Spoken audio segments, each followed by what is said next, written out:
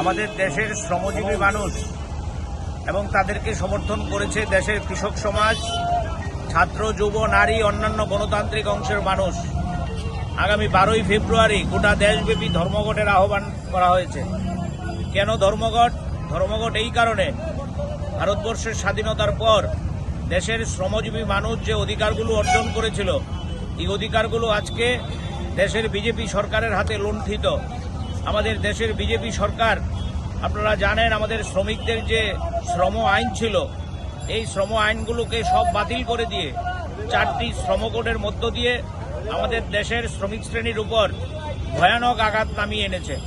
ইতিমধ্যে গোটা দেশে শ্রমকোড লাগু করার জন্য সিদ্ধান্ত করেছে। এই শ্রমকোড বাতিলের দাবিতে মূলত আমাদের দেশের সিআইটিইউ সহ অন্যান্য সকল অংশের শ্রমজীবী মানুষের নেতৃত্বে 12ই ফেব্রুয়ারির এই ধর্মঘট। এই ধর্মঘটকে সফল করার জন্য ইতিমধ্যেই সকল অংশের মানুষ রাস্তায় নেমে আওয়াজ তুলেছে।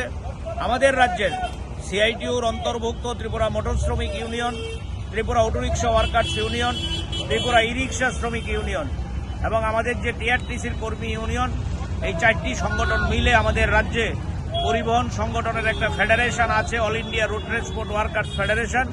এই ফেডারেশনের নেতৃত্বে আজকে আমরা প্রচারে বেরিয়েছি গোটা আগরতলা শহরে। পরিবহন শ্রমিকদের কাছে আবেদন করছি যে আগামী 12ই ফেব্রুয়ারি এই ধর্মঘটকে সফল করার জন্য তারাও যাতে রাস্তায় নামে ভূমিকা গ্রহণ করে। এই ধর্মঘটে হয়তো একদিন রুটি রুজি বন্ধ হবে, কিন্তু আগামী দিনে বেঁচে থাকার জন্য এই লড়াই খুবই জরুরি।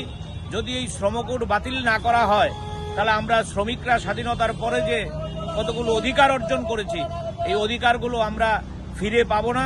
তাই শ্রমিকদের সম্মান, শ্রমিকদের অধিকার, শ্রমিকদের মর্যাদার প্রশ্নেই আমাদের এই ধর্মঘট। আমরা আজকে লক্ষ্য করছেন এই ধর্মঘটের সমর্থনে ফ্লেক্স লাগাচ্ছি, পোস্টার লাগাচ্ছি। আমরা গোটা রাজ্যের পরিবহন শ্রমিক সহ সকল অংশের মানুষের কাছে আবেদন করব তারাও যাতে 12ই ফেব্রুয়ারি এই ধর্মঘটের দিন প্রতিবাদ করে তাদের যানবাহন বন্ধ রেখে বিজেপি সরকারের বিরুদ্ধে ঘৃণা জানিয়ে এই শ্রমকোড প্রত্যাহারের আন্দোলনকে আরো জোরদার করতে পারে। এই আবেদন নিয়েই আজকে আমরা রাস্তায় নেমেছি।